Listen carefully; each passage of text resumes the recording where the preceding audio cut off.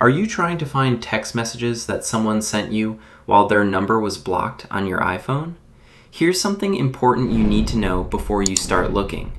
On iPhone, you cannot see messages sent by a blocked contact while they were blocked. Those messages aren't delivered to your iPhone, and there isn't a hidden blocked messages folder where you can recover them. Let me show you how this works and where you can check your blocked contacts. For example, let's say I blocked Mark yesterday, and Mark sent me 3 text messages while his number was blocked. Even if I unblock Mark today, those 3 old messages will not suddenly appear in the Messages app. I'll only be able to receive new messages that Mark sends after I unblock him. Now, here's how to check who you've blocked. Open the Settings app on your iPhone. Scroll down and tap Apps.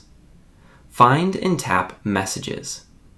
Now, look for Blocked Contacts and tap on it. Here, you can see the full list of phone numbers and contacts you've blocked.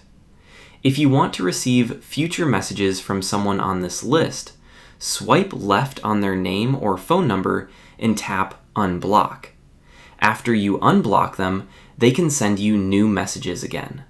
But remember, messages they sent while they were blocked won't be recovered. Now, there's another situation you should check. Maybe you didn't actually block the person.